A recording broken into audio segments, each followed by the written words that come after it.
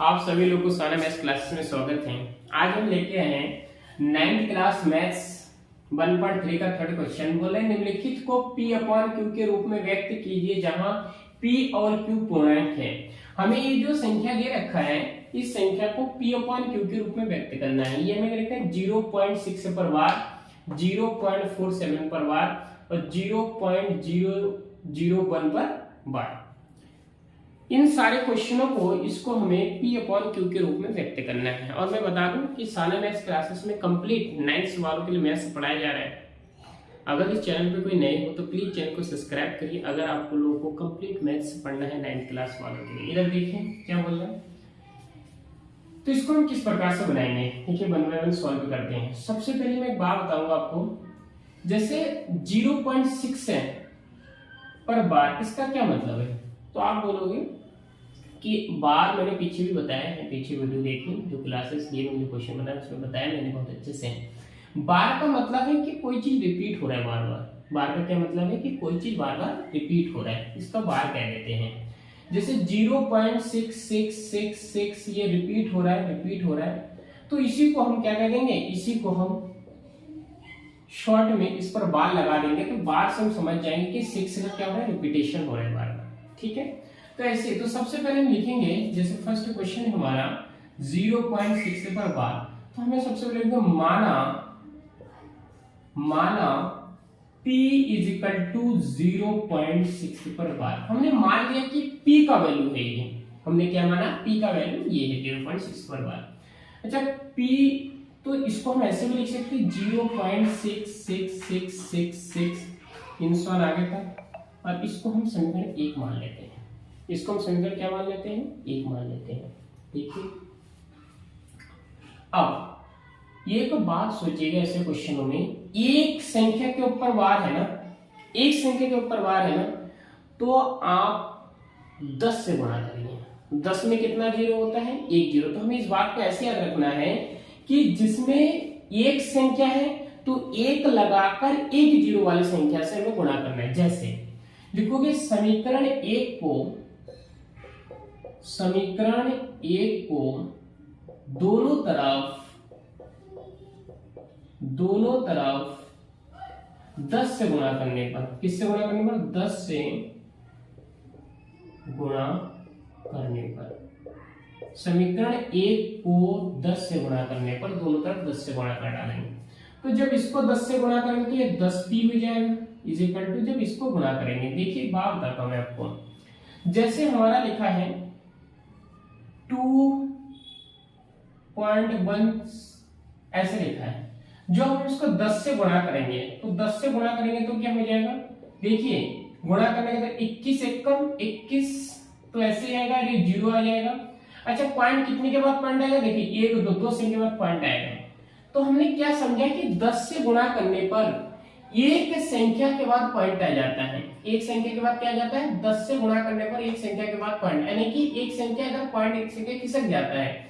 तो अगर 10 से गुणा कर रहे हो तो देखो 2 खिसक गया है, इस जीरो को कोई मतलब थोड़ी है, तो इसको हम ऐसे लिख सकते हैं 2.1 भी लिख सकते हैं। तो जीरो का कोई मतलब, तो हमने यहाँ से सीखा कि 10 से गुणा करने पर एक पॉइंट इधर खिसक जाता है, एक पॉइंट इधर आ जाता है, पॉइंट एक संख्या के बाद आ जाता है। तो 10 से गुणा करने पर एक संख्या के बाद पॉइंट आ जाता है। ऐसी कहानी अगर 10 से हम इधर गुणा करेंगे 0.666 और इसको अगर हम 10 से गुणा कर डालेंगे तो इसका मतलब ये होगा कि 10p तो है ही, एक संख्या खिसक जाएगा, तो ये 6.666, इसका तो 6 से कोई अंतर नहीं है, तो ये आता जाएगा। इसको हम बना देंगे समीकरण 2।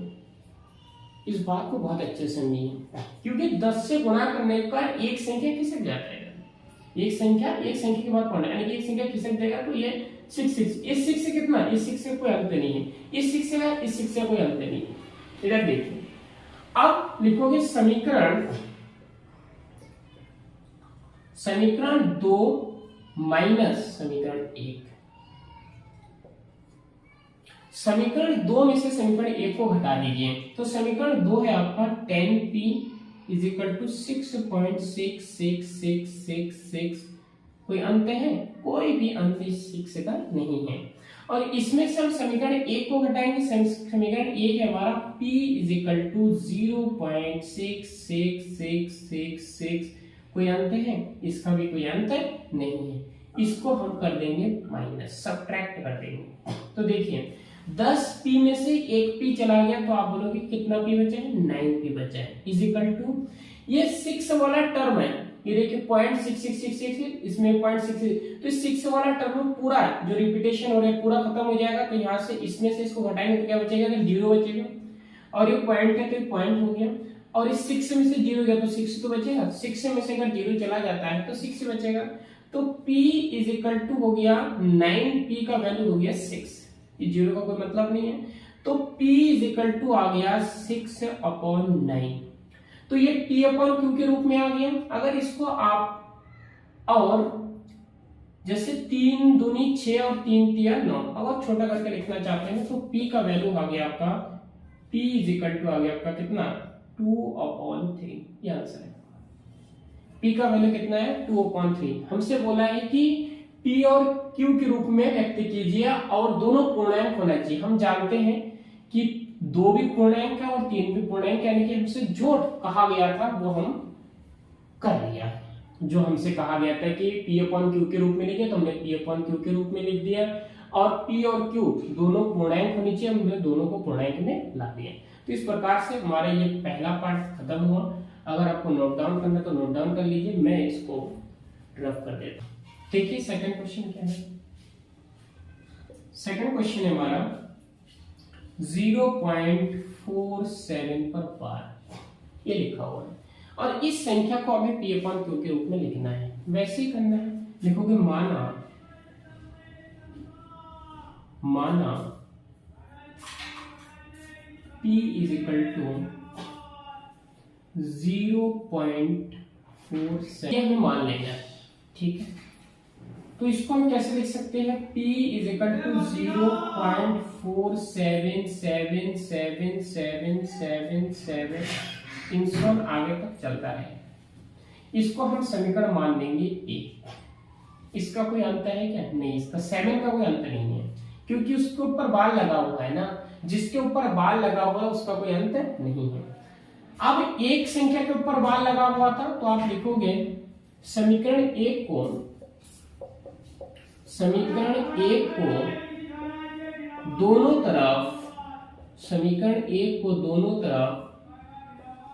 दोनों तरफ 10 से गुणा करने पर, 10 से गुणा करने पर समीकरण एक को दोनों तरफ 10 से गुणा करोगे आप। क्यों? क्योंकि एक संख्या के ऊपर बार है। एक संख्या के ऊपर अगर बार है तो 10 से गुणा करेंगे। तो हम 10 से इस संख्या को 10 से गुणा करते हैं तो ये हो जाएगा 10p। और मैंने उधर एक चीज बता दी कि अगर 10 से गुणा करते हो आप तो एक संख्या आपका इधर आ जाएगा, पॉइंट इधर आ जाएगा। तो इसका आंसर आएगा 4.77777 ये आता जाएगा। ये 10 से गुणा करने पर एक पॉइंट इधर आ गया और ये 77777 आता जाएगा। ये हमारा बन गया समीकरण 2। क्या बन गया? समीकरण 2। लिखोगे समीकरण 2 माइनस समीकरण 1। समीकरण 2 में से समीकरण 1 को घटा लो। समीकरण 2 है हमारा 10p इज इक्वल टू 4.77777 इंसान चलता रहेगा। और समीकरण 1 है हमारा p इज इक्वल टू 0.477777। कोई अंत है? कोई अंत नहीं है। इधर देखिए, इसको घटा देंगे, तो 10p में से 1p चला गया तो ये 9p बचा इज इक्वल टू ये 7777 ये कैंसिल, ये देखो 777777 ये तो ये कुछ नहीं है, 0 हो जाएगी यहाँ पे। और 7 में से 4 जाएगा तो 3 बचेगा, पॉइंट के जगह पॉइंट बचेगा, और 4 में से 0 जाएगा तो 4 बचेगा। तो कितना होगा? 9p is equal to 4.3। Point के बाद ये 0 का कोई वैल्यू नहीं है तो 4.3। तो p इज इक्वल टू आ गया आपका 4.3 अपॉन में 9। अपॉन में कितना? 9। तो p का वैल्यू आ जाएगा, p आ जाएगा, इस पॉइंट को हटा देंगे तो नीचे 0 बढ़ जाएगा। इस पॉइंट को यहाँ से हटा देंगे तो ये 0 बढ़ जाएगा। तो 43 अपॉन 19 ये भी हमारा जो था ये भी P अपॉन Q के रूप में आ गया, ये P और ये क्या है Q, और दोनों क्या है, दोनों पूर्णांक हैं और Q not is equal to 0 के बराबर है, जो हमसे कहा गया था वो हमने कर दिया। इस प्रकार हमसे बोल रहा है 0.001 के ऊपर बार, इसको हमें करना है सॉल्व। तो लिखोगे माना, क्या लिखोगे, माना P इज इक्वल टू 0.001 के ऊपर बार, ठीक है। इसको हमने मान लिया कि P का वैल्यू ये है। अच्छा, इसको हम क्या लिख सकते हैं, तो इसको हम लिख सकते हैं P 0.001 001 और ये रिपीट होता जाएगा। इसको हमने समीकरण 1 मान लिया, इसको हम समीकरण क्या मानेंगे, 1 मानेंगे। लिखोगे, देखो मैंने एक चीज बताया कि जितने के ऊपर बार लगे उतने जीरो वाली, एक लगाकर उतने जीरो वाली संख्या से तुम्हें क्या करना है, गुणा करना है। ये 3 संख्या के ऊपर बार लगा है, 1 2 3, तो हम कितने से गुणा करेंगे, तो लिखोगे समीकरण 1 को देखो 1 और कितना संख्या, 1 2 3, तो 3 संख्या है, यानी कि 1000 से गुणा करेंगे। 1000 से दोनों तरफ गुणा करने पर, दोनों तरफ गुणा करने पर, दोनों तरफ हम गुणा करेंगे 1000 से, तो इसको अगर 1000 से गुणा करेंगे तो आ जाएगा हमारा 1000 P इज इक्वल टू, इसमें 3 संख्या है, एक 0 से 10 से गुणा करने पर एक संख्या किसकेगा, 100 से गुणा करने पर 2 संख्या किसकेगा, अगर 1000 से गुणा हो 3 संख्या किसकेगा, तो 1 2 3, तो ये हमारा आ जाएगा 001 पॉइंट और वो चीज आता जाएगा फिर 001 001 और इन सॉरी तो चलता जाएगा। इसको हम मान लेंगे समीकरण 3। तो ये 1000 P, देखो ये सामने अगर 0 तो इसका कोई मतलब नहीं, तो इसका मतलब है 1.001 और ये चलता जाएगा। ये हमारे समीकरण 2 होगी, ये भी समीकरण 2 था, एक ही बात है। अब लिखेंगे समीकरण 2 माइनस समीकरण 1, समीकरण 2 माइनस समीकरण 1, समीकरण 2 में से समीकरण 1 को घटा डालेंगे। समीकरण 2 हमारा कितना है, 1000 P माइनस 1.001 और इन सॉरी चलता जाएगा। समीकरण 1 कितना है, P, समीकरण 1 है P,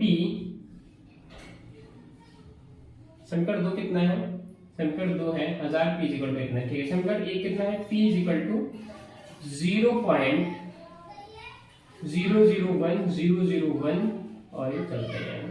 इस प्रकार से 1000 P में से एक P चला गया तो 999 P बचा।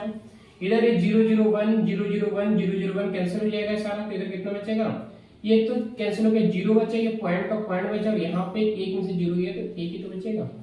तो इस प्रकार से P का वैल्यू आ जाएगा 1, इसका मतलब 1 और अपॉन कितना जाएगा, 999, कितना जाएगा 999। इस प्रकार से हमारा सारा क्वेश्चन क्या हुआ, इसके सारे पार्ट खत्म हुए। अगर आप लोगों को अच्छा लगा मेथड तो प्लीज चैनल को सब्सक्राइब कर चैनल को आगे बढ़ाएं। Thank you.